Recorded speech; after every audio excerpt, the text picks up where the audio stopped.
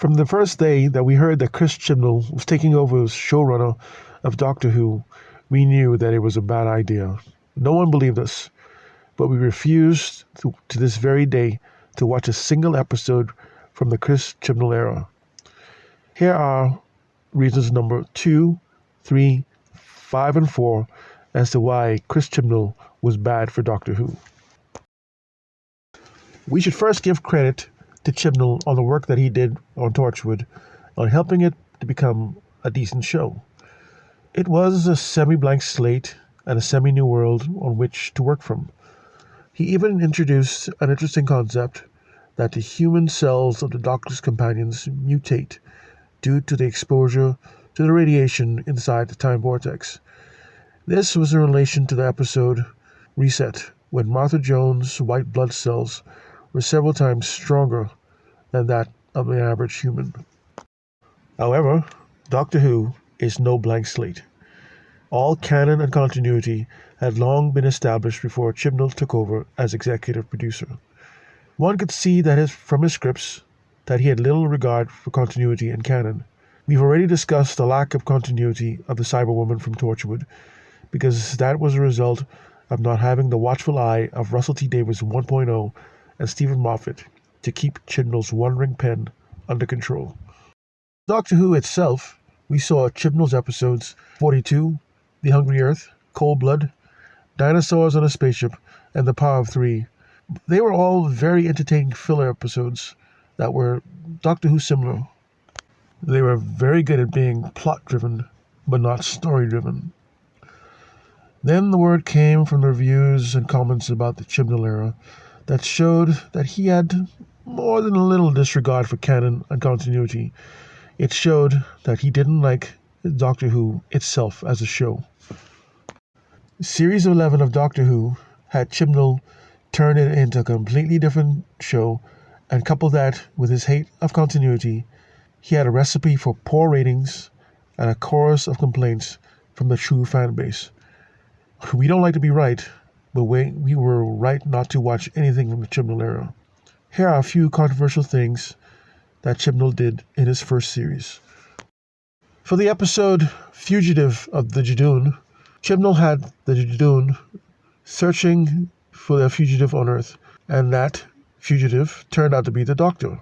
In a behind-the-scenes interview, Chibnall laughed that the Doctor used the Judoon's strict by-the-book policies against them to confuse them and to use that to get away from them.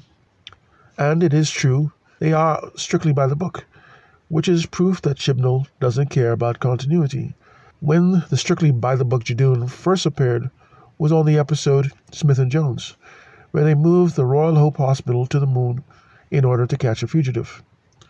But why did they move the hospital to the moon? Because Earth is a level 5 planet, and it is illegal for the Judoon to operate on Earth. They moved it to the moon because they are by the book after all. The Timeless Child was a concept and is the main evidence against Chibnall, as it proves that he never actually liked the show. His idea was to re-engineer the entire origin story of the show, which could have the effect of making it a completely different show. His idea was that a random child was standing by a gate with no explanation as to how she got there and what her entire backstory was. He does that a lot though. But he said that a scientist found the girl, and after seeing that said girl survived a fatal fall by regeneration, said scientist decided to experiment on the nameless child, killing her over and over again to see if she would regenerate. Then the science person was able to give the power to regenerate to the Time Lords. He went on to explain that the Doctor was a timeless child and had unlimited regenerations. Not only that, Chibnall also claimed that the Doctor had multiple regenerations before the William Hartnell first Doctor. The truth of canon is that the Time Lords overthrew the original rulers of Gallifrey, known as the Pythians. Then they were exiled to Karn, where they became the Sisterhood of Karn. We see them on Night of the Doctor, The Magician's Apprentice, and Hellbent. Rassilon, the Time Lord President, limited Time Lord regenerations to 12 cycles. Regeneration power comes from the overexposure to the radiation of the time vortex, which is why Melody Pond had the power to regenerate. The William Hartnell First Doctor was the first version of the Doctor. He had an entire family and was not allowed to have a TARDIS, which is why he had to steal one. Chibnall has made lots of changes, but didn't bother to explain why he did it or even make a credible story as to how anything happened. Now let's talk about the Cyber Time Lords. As we explained in a previous video, cyber technology is designed for human upgrades only. Time Lords are therefore not compatible with cyber technology.